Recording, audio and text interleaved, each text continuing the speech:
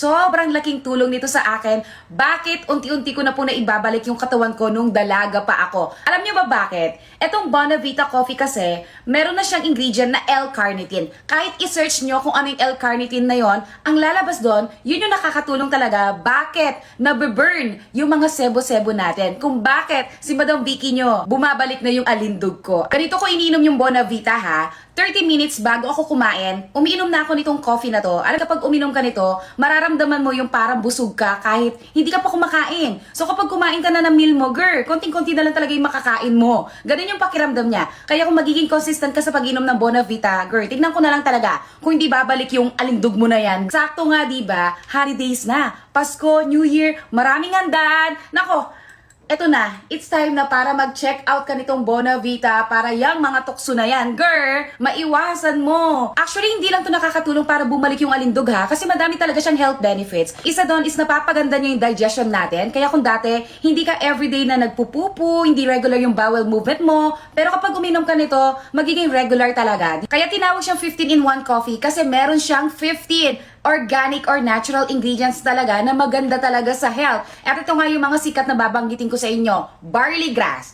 spirulina, mangosteen, Diyos mio, diba? Ang dami mga health benefits niyan. Pero, girl, yung mga hanapin mo, nandito na talaga. Tsaka alam nyo, kapag umiinom ako nitong coffee na to, napapasarap po, napapahimbing talaga yung tulog ko. Kaya tara, inom muna tayo.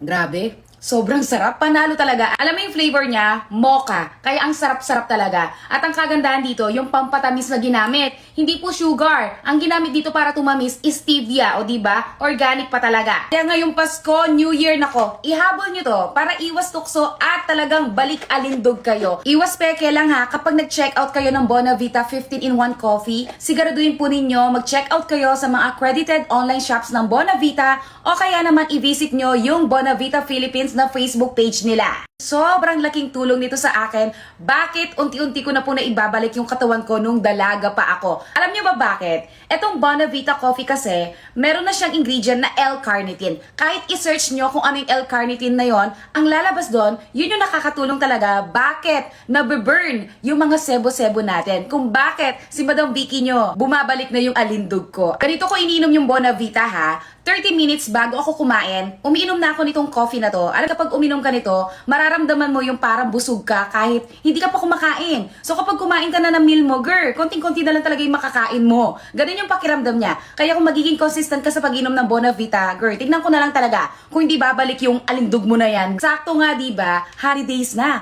Pasko, New Year, maraming handaan. Nako, eto na, it's time na para mag-check out ka nitong